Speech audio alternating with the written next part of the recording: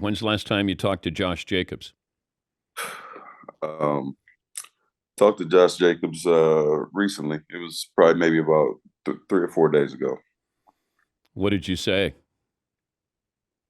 I just told him keep his head. This is my 10th year now. I've been through the contract process a total of 3 times now. It's a little easier when you first come in, and then once you start doing your thing on the field, and then makes things a little bit more interesting come contract time. So basically just told him I understand where he's coming from. You gotta do what you have to do, in order to feel your worth, and you can't just do something that your heart's not in. So at the end of the day, if it doesn't make sense to you, you got to do what you got to do.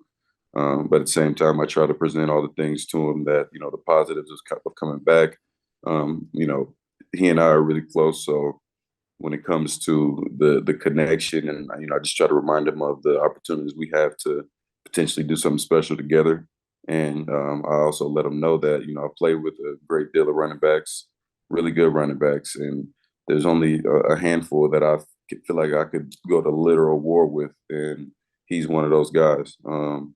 So when I think about winning a Super Bowl and what it takes to win one, because I haven't done that yet, I think about having a guy like him on, in the backfield, by my side, another dog that's ready to go to war and do whatever it takes to get it done. I mean, one of the toughest guys I've ever been around.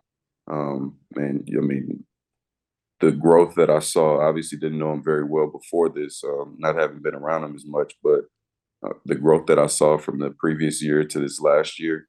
I don't ever want to take credit for anything, but I know that when you get around other people that are like you or that push you, it kind of brings the best out of you, which is kind of the Aaron Rodgers effect with me. I feel like having Aaron early in my career, his mindset, his work ethic, and yeah, honestly, the work ethic is through the roof. But like I said, just the way he thinks about the game, the way he approaches it, it puts so much of the way he does it, into my craft, and I was able to kind of steal a few things. And I think the same thing happened with both of them, me and Josh. Yeah. I feel like he helped me with some of that stuff, and it was great having another dog next to me out there, and vice versa. So try to just give him as much as I can without trying to steer his mind anywhere, because I know what that process is like, and I know what it's like when you're going back and forth with a club about numbers and all those things. So don't want to be naive in the situation, but also want to make sure that he is aware of everything that comes with it, and also